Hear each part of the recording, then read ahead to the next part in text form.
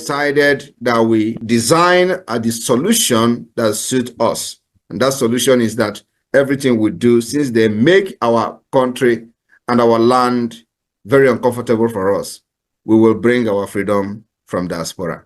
And that's what we're doing today. So the enabling environment that was not created for us in Biafra land, the different countries where we reside have created an environment, and we are struggling to bring this kind of system back to our people for them to live like human beings. So we will always outsmart the terrorist state of Nigeria. Only one, under his leadership, His Excellency Simon Ekpa. Anybody that is confusing anyone or telling you there is another, no, there is nothing. There's just one, recognized by His Excellency Simon Ekpa. And we can pray. Once he has that communication, Biafrans, we understand that Obato Obie does not take no crap from nobody. No matter who you are, you must respect that authority. That authority is the only thing that can protect all of us. But we thank God, somebody said this is a transition period. If these things does not happen, Biafrans will not know who is following our prime minister, who wants him to fail, who wants him to be out. So this moment is ordained to happen so that Biafrans will know who is who in this restoration process. Welcome, fellow Biafrans, lovers of freedom across the world. I welcome you to this amazing program. Thank you so much for joining us once again on this platform. I appreciate you wherever you are connecting from. Please like and share this program. And remember, this platform where you are watching this program is Biafra Exodus Hard Talk TV, a platform that stands with the United States of Biafra, under the command of our Prime Minister, Mazi Simon Ekpa, and on the Supreme Command of Mazi Nnamdi Kanu. Today, under the control of Deputy Prime Minister, COS, Dr. NgoziOrabueze. We bring information from the right source, the United States of Biafra, the government of our Prime Minister, Mazi Simon Ekpa. Wherever you are watching this program from, I urge you in the name of Chukwu Okike to like and share. Information is power. Remember, our Prime Minister encouraged us to engage in radical evangelism. Our Supreme Mazi Nnamdi Kanu told us to carry everybody along. In doing that, you must help us to share this video. Like and share to family and friends and to every platform where you belong. This information is important. The Willink's report that divided us. And I'm going to read this Willink's report tonight for all of you to understand where this mess began, where the stupidity of our people started, where the balkanization of Biafra started. That thing that I told you a while back, that the British deliberately brought division into our land. It's called divide and rule. Ask them, it is their template. When they were conquering useless, primitive African people, that was their mantra. Divide them and you rule them. Once you cut people into 2 or 3 or 4, you can now rule them. And after a while, you gossip to them and they start fighting each other. That's it. And you keep taking all the resources. That is why Africa is poor and very wretched. Now let me read the Willink's report for you. This is a report published in 1958. Britain knew they were going to hand over. People think that I'm not anti-British. I hold a British passport. As I said, I'm an Anglophile. I love everything about Britain. But there are evil within which must be exposed. It is that evil that I'm exposing. So anybody carrying a propaganda that Nnamdi Kanu is against Britain, you're wasting your time. I am Anglophile to the core. My parents went to Anglican church. Anglican church means English, for your information. So, I want you to understand the truth, and that truth shall set you free. What is that truth? That Britain knew that Biafra was special. That's what I'm trying to get at. Britain knew that Biafra was very special. Britain also knew that there was something very unique about Biafran people, especially an Igbo man. Britain knew that only an Igbo man, I'm not being arrogant. It's just the truth. Because of their experiences in the Caribbean, in Haiti, for instance, and also in the Americas. They knew that only an Igbo man will have the courage to rise up to say that evil is evil. There are a lot of saboteurs or traitors, hardcore traitors within, but they understood that. And they think far, unlike our people. So Britain knew they were going to hand over power in 1960. So what they decided to do was to try and divide the only people they knew would give them headache. Not give them headache, we're not going to go to war with Britain, but because Britain never wanted Africa to develop. Britain, forget all this aid they give you, 1 million to you people are fools. Britain never ever wanted Africa to stand on its 2 feet. Never. Even after colonization, no, of course not. They gave the powers to the Fulanis, the Janjaweed. And now what Britain did next will shock everybody. They proceeded to divide Biafra land to sow discord. All this I'm a Niger Delta. I want to let you understand where it started from. Somebody kindly posted it. And here it is. This is the Willink Commission report of 1958. What did this report say? The report says here, more than 98% of people who inhabit this area, the Igbo Plateau, that's what they call it, of the eastern region are Igbo and speak one language. 98%. Now listen. Though, of course, with certain differences of, this is a white man's report. Please listen very carefully. I don't want to be going through this.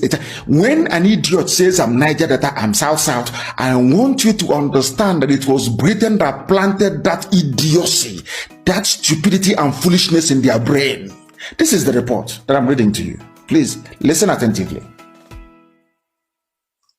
There are nearly 5 million of them, and there are too many for the soil to support, that we are too big to live in our land. But before the white man came, there was no beggar in our land. Everybody had a job to do. You see the white man, you see how Britain behaves. You see them. This was the one before, so this was where they learned their trick. Nobody asked them, oh, there was no hunger in our land, though, but all of a sudden they're saying that the land, that we are too many, our population is too many for the soil to support us. They are vigorous and intelligent. White man is saying that we are intelligent. Biafran people are intelligent. It is in the Willink report. Exactly what Lugard said in 1914. When I say, they say they are too pompous. It's not me.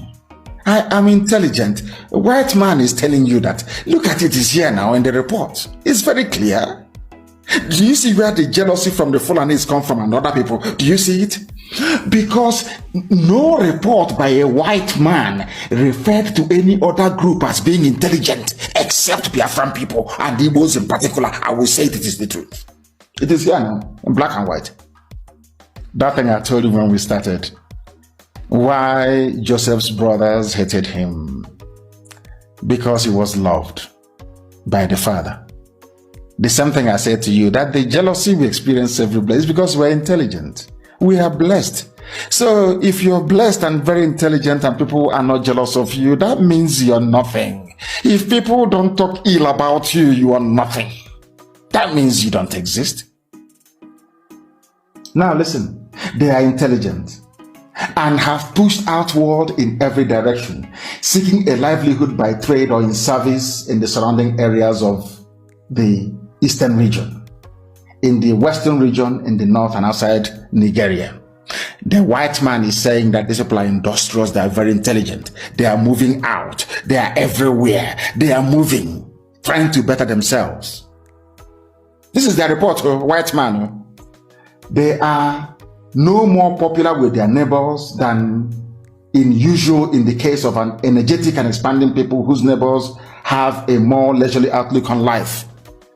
I am going to do a special, I can't even continue. I am going to do a special, do you know what the man said? This is a white man, Willink, a white man. He said that we are popular. Biafran people are very popular. Very, very popular. Because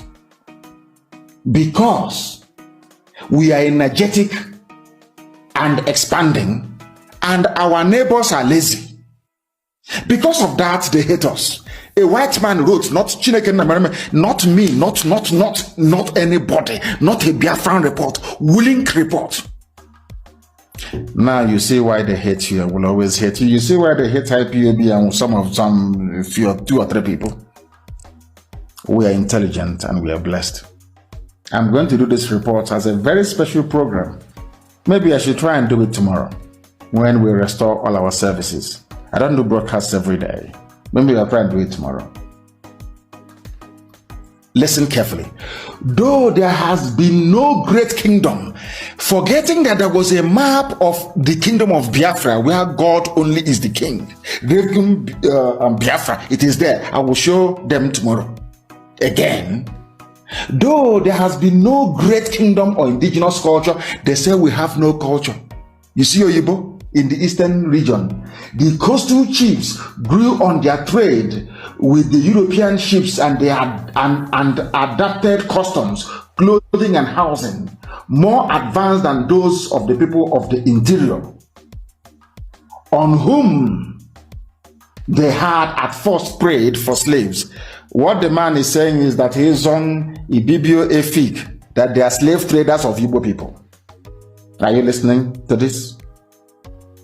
That Igbo people had no culture, but that the Izon people, Ejo and Ibibio and Efik, the riverine people, that they acquired a culture by virtue of their interaction with the ships of white men. You see how they do it? I read in England, so I know their tricks. I know all these games. I know how to do it. It's like before you sack somebody, you bring them and say, oh, you're very good. You're very clever. Hey, you are very, very excellent. But meanwhile, here is your termination letter.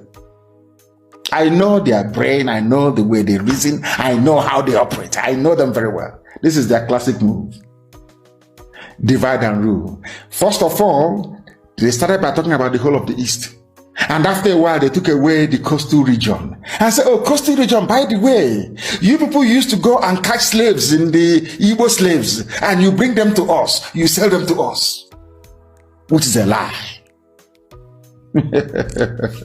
You see how they roll? Unbelievable. It is too much. It is too much. Nobody is going to stop us. Extrajudicial killings will no longer be tolerated. Any police commissioner, any commander of whatever army unit you are, you bring out your men to come and kill innocent people, you and your family will also die. Because that is the only language you idiots understand. When people keep quiet, you kill them. You have stifled peaceful protests. You have killed people. You have lied about it. And you think you will go on killing innocent people. It can no longer happen, not in Biafra land. Elsewhere you can try it, not in Biafra land. Although the ICC have belatedly decided to investigate atrocities by the